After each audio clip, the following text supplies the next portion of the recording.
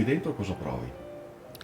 Ritorno bambino, sicuramente, perché da bambino venivo qua a aiutare la mamma ad appendere i grappoli di Garganega e mi ricordo quelle giornate poi di giochi anche naturalmente, di ricordi bellissimi dell'infanzia, vissuta in un ambiente contadino ma veramente originale, tipico, che è un mondo passato, un mondo che ormai non c'è più. Avevamo ancora il cavallo nella stalla, per dire, non c'erano trattori, ed oggi è tutto più moderno, più cambiato, più tecnico, però certe emozioni del passato le ho ancora dentro e le ricordo ben volentieri.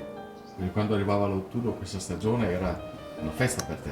Era la festa dell'autunno, della vendemmia, della raccolta, del lavoro di un anno di sudore nei campi, e per noi famiglie così contadine era veramente la gioia di raccogliere il sacrificio del lavoro di un anno di attività nei campi, e poi portarla a casa, una parte pigiarla, una parte appenderla, e qui poi ogni tanto venire su a prendersi qualche grappolino per mangiarlo perché è buonissimo la Garganega, e vedere il sole che entra.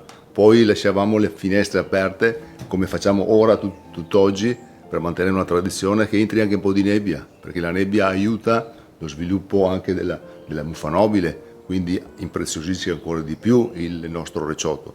Ecco, queste tutte tecniche antiche che si sono sviluppate nei secoli, di generazione in generazione, hanno portato un savoir-faire naturalmente che oggi vogliamo ancora conservare. La tecnica è importante, però bisogna avere le radici piantate molto molto profonde nel passato. Ciao ragazzi, benvenuti alla Cantina Gini, Monteforte d'Alpone, e sono venuto qui perché, come avete capito, il vino si racconta attraverso le emozioni, che a loro volta sono legate ai ricordi. Ma c'è un presente importante, perché le altre emozioni da cui partiamo sono quelle di questa vendemmia. Una vendemmia eccezionale, sia per la Garganega che per il Valpolicella.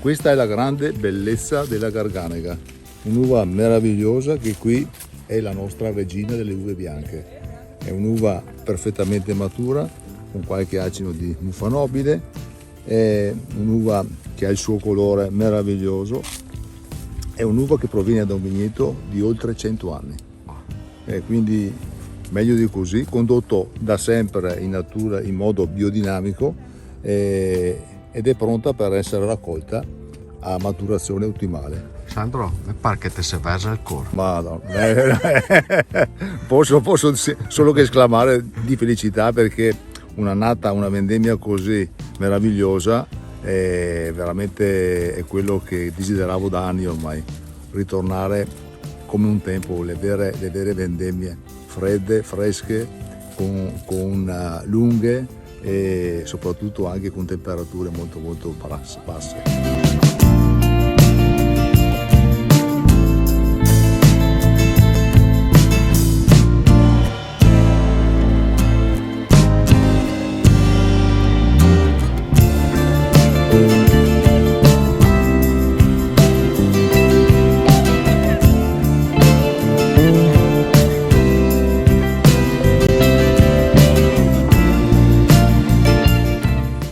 Contento Sandro?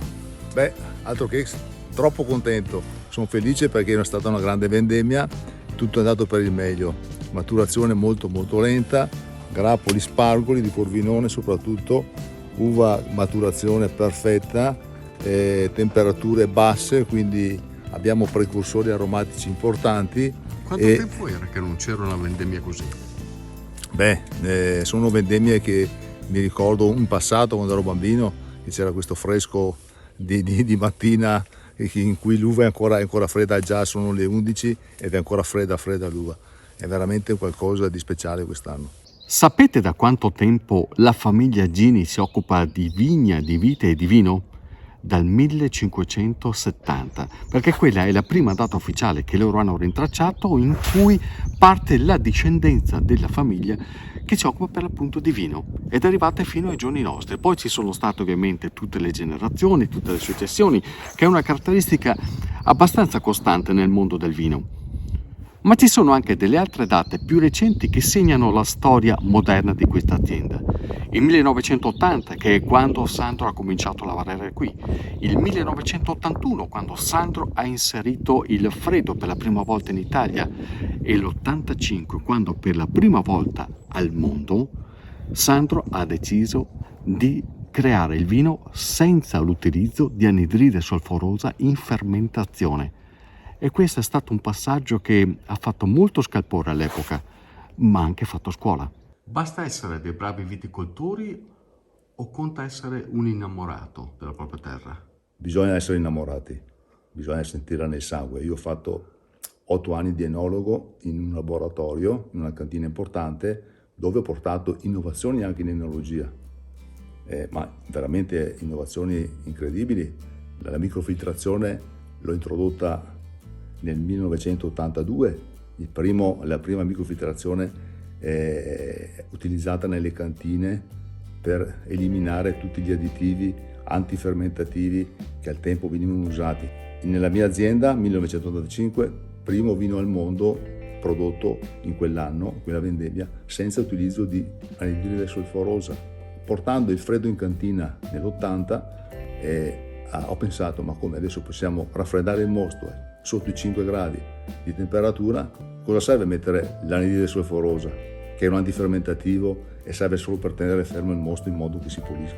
Siamo passati quindi di netto, ho rischiato tutta la vendemmia dell'85, 850 ettolitri di vino, che era la mia produzione di quella vendemmia, li ho rischiati tutti perché ero pazzo, cioè nel senso ci credevo in questo, anche se avevo tutto il mondo contrario.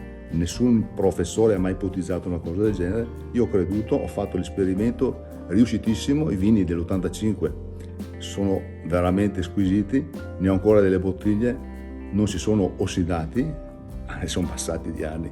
E i miei colleghi enologi di Verona, quando hanno saputo della notizia, non ci crediamo. Non può essere che sei riuscito a fare un vino senza la solforosa, il bisolfito, metabisolfito.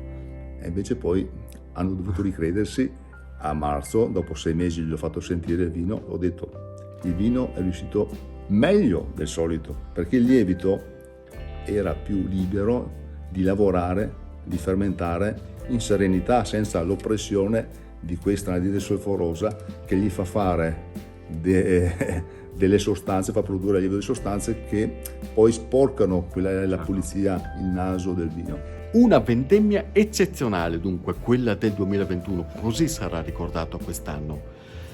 E la vendemmia, come ben sapete, è il frutto del lavoro che dura un anno, il frutto del lavoro del contadino, del coltivatore, quindi anche di Sandro stesso.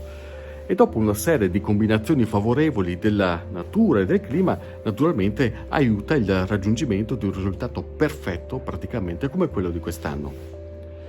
Ma fare questo mestiere per così tanto tempo per Sandro ha significato tante cose, e non ultima quella di conoscere più da vicino e ancora meglio la propria terra, quella dove è nato, dove ha cominciato a fare questo mestiere e che ancora porta avanti dopo tanto tempo. Perché conoscere la propria terra significa sapere tirar fuori i frutti migliori che può dare.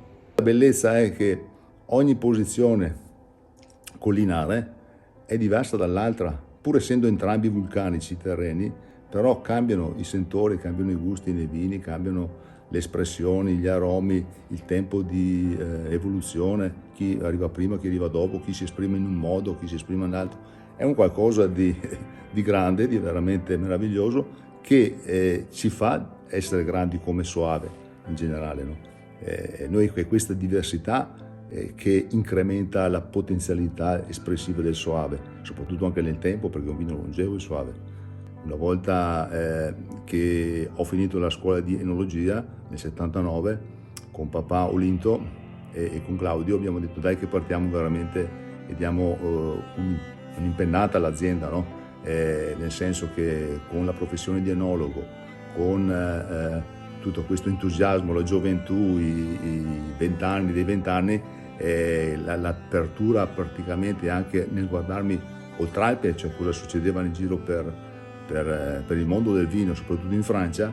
Siamo partiti con un entusiasmo incredibile e allora lì siamo andati alla ricerca di tutto quello che poteva essere innovativo per portare ulteriori benefici, mantenendo però la tradizione.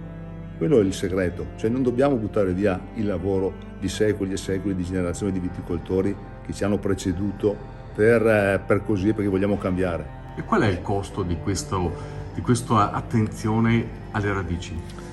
L'effetto principale è che conservando soprattutto anche le viti più vecchie, a partire praticamente parliamo di vigneti che hanno 100, 150 anni, 180 qualche vigna, quindi salvaguardare anche il patrimonio genetico dell'uva, soprattutto garganica, per noi è stata un'operazione veramente fondamentale. E adesso da Monteforte andiamo a Campiano.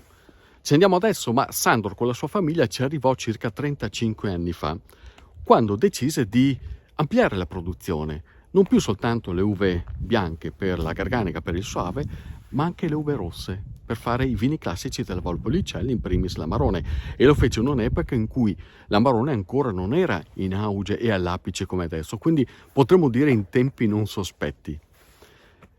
Questo ampliamento di produzione però ha coinciso anche con un qualcosa in più, perché oggi Campiano, per Sandro, non è soltanto il luogo di produzione e di appassimento delle uve, si va ben oltre. Campiano è stato un colpo di fulmine a Cesare, non me l'aspettavo. Era il 1987, tornato da una settimana dalla Borgogna, il mio primo viaggio in Francia, nella grande terra dei vini, grandi vini francesi, e con la macchina piena di terra, di campioni che ho prelevato dai Grand Cru francesi, per capirne un po' di più sul terroir, sull'effetto terra, espressione del vino. E mi ritrovo dopo una settimana in giro con la moto, era agosto, in queste colline dove non c'erano più strade, erano solo mulattiere, sentieri quasi impraticabili.